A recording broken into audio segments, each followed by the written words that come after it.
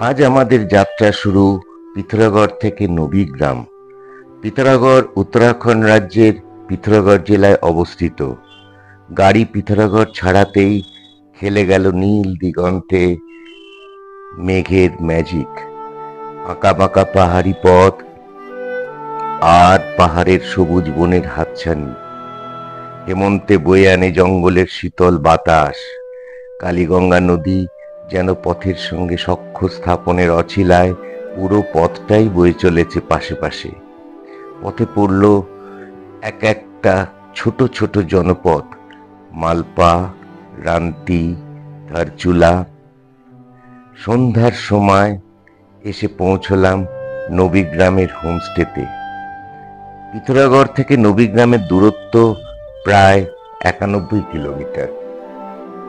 অর্পণবাবুর ব্যবস্থাপনা যথেষ্টই ভালো।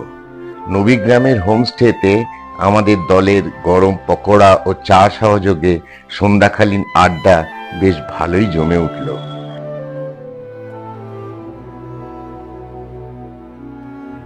পরের দিন খুব ভোরে গাড়িতে করে সড়ক পথে আমরা রওনা দিলাম ওম পর্বত এবং লিপুলেক পাসের উদ্দেশ্যে। অর্পণবাবুর তত্ত্বাবধানে সামরিক বাহিনীর কাছ থেকে আমাদের অনুমতিপত্র আগে থেকেই করা ছিল। এখন এখানে রাতের তাপমাত্রা হিমাঙ্কের নিচে নেমে আসে, গাড়ির উইন্ডস্ক্রিনে বরফ জমে যায়। রাস্তার অবস্থা খুবই খারাপ, তবে জোর কদমে রাস্তা তৈরির কাজ চলছে। নবীগ্রাম থেকে লিপুলেক পাসের দূরত্ব প্রায় 20 কিলোমিটার। অবশেষে এসে পৌঁছলাম ওম পর্বতের পাদদেশে। কিংবদন্তি অনুসারে ভারতে মাত্র 8টি পর্বত রয়েছে যেখানে এই ওম প্রতীকের ছাপ রয়েছে। এই 8টির মধ্যে একটি আবিষ্কৃত হয়েছে যা ওম পর্বত নামে পরিচিত। আসলে কালো পর্বতে তুষার জমার ফলে এই ওম আকৃতির সৃষ্টি হয়। এরপর অন্তত 4টে সামরিক বাহিনীর চেকপোস্ট পেরিয়ে আমরা এসে পৌঁছলাম লিপুলেক পাস। লিপুলেক পাস হলো বিখ্যাত কৈলাস মানস সরোবরের যাত্রা রুটের অংশ। সমুদ্রপৃষ্ঠ থেকে প্রায় 14,300 ফিট ওপরে। সেখান থেকে পাহাড়ি পথে ট্রেক করে এসে পৌঁছলাম জিরো পয়েন্টে। এটা ভারতের শেষ সীমান্ত। এখানে পাহাড় শুধুই রুক্ষ, পাহাড়ের গায়ে শুধু শুকনো গুল্ম আর কঙ্কালসার গাছেরা আসন্ন শীতে বরফ পড়ার অপেক্ষায়।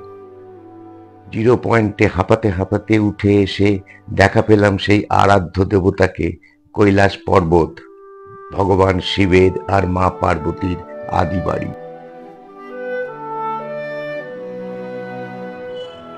আজ আমরা খুব ভোরে প্রায় অন্ধকার থাকতে থাকতে রওনা দিলাম আদি কৈলাস এবং পার্বতী কুণ্ডের উদ্দেশ্যে।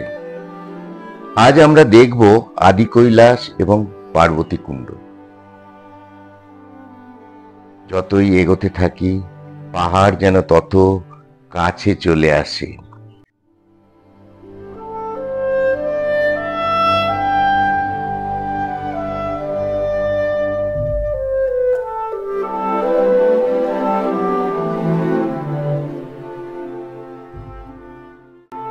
অবশেষে এসে পৌঁছলাম আদি কৈলাসের পাদদেশে, যেখানে আমার মাথার কাছে আকাশ আর নিচে বিপুল পৃথিবী, চরাচরের তীব্র নির্জনতা।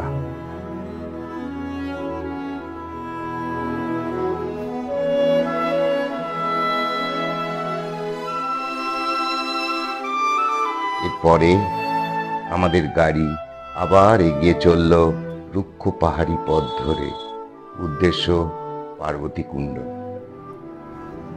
বেশ কিছুক্ষণ যাওয়ার পর আমরা এসে অবশেষে উপস্থিত হলাম পার্বতী কুণ্ড।